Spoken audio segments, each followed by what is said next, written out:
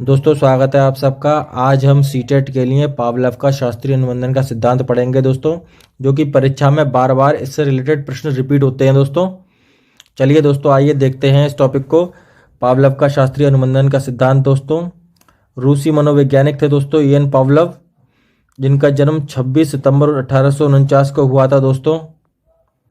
इनके द्वारा दोस्तों अधिगम का शास्त्रीय अनुबंधन का सिद्धांत दिया गया था दोस्तों, जिसके लिए वर्ष 1904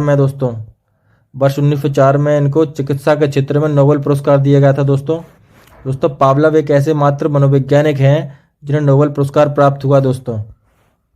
पावलोव ने अपने सिद्धांत का आधार अनुबंधन को बताया दोस्तों। इन्हें अनुबंधन के जनक भी कहा जाता है दोस्तों। अनुबंधन एक ऐसी प्रक्रिया है जिसके द्वारा उद्दीपन तथा अनुक्रिया के बीच एक सहचार्य स्थापित हो जाता है दोस्तों। पावलोव के इस शास्त्रीय अनुबंधन सिद्धांत को क्लासिकल कंडीशनिंग कहा जाता है दोस्तों। इस सिद्धांत को कई प्रकार के अन्य नामों से भी जाना जाता है दोस्तों। पहला आता है शास्त्रीय अनुबंधन का सिद्धांत दोस्तों। अगला आता है अनुकूलित अनुक्रिया का सिद्धांत दोस्तों। अगला आता है प्राचीन अनुबंधन तथा प्रतिक्रिया का सिद्धांत दोस्तों। अगला आता है संबंध प्रत्यावर्तन का सिद्धांत दोस्तों। अगला आता है अनुबंधित अनुप्रिया प्रतिक्रिया का सिद्धांत दोस्तों। अगला आता है अनुबंधित प्रतिवर्त का सिद्धांत दोस्तों। अगला आता है पुरातन अनुबंध का सिद्धांत दोस्तों। अगला आता है सहज क्रिया का सिद्धांत दोस्तों। पावलोव का सिद्धांत क्या है दोस्तों, ये पढ़ते हैं दोस्तों। अब हम पावलोव के अनुसार अस्वाभाविक उद्दीपक के प्रति स्वाभाविक उद्दीपक के समान होने वाली अनुक्रिया को अनुकूलित अनुक्रिया या क्लासिकल कंडीशनिंग कहा जाता है दोस्तों। इससे सीटेट परीक्षा में बार बार प्रश्न पूछे जाते हैं, तो आइए हम कुछ प्रश्नों को देखते हैं दोस्तों। क्वेश्चन नंबर 1 इसमें आता है, किस मनोवैज्ञानिक को पशु मनोवैज्ञानिक कहा जाता है दोस्तों। पावलोव को पशु वैज्ञानिक कहा जाता है दोस्तों। चलिए आइए क्वेश्चन दूसरे पे चलते हैं। ये पावलोव के प्राचीन अनुबंधन सिद्धांत में है दोस्तों। भोजन क्या है दोस्तों? भोजन दोस्तों अनुबंधित उद्दीपक है दोस्तों। चलते हैं अगले क्वेश्चन पर। पावलोव ने शास्त्रीय अनुबंध के सिद्धांत का प्रयोग किस पर किया दोस्तों? कुत्ते पर दोस्तों। वेरी वेरी इंपॉर्टेंट क्वेश्चन है दोस्तों ये आपके एग्जाम के लिए दोस्तों। चलिए चलते हैं अगले क्वेश्चन पर।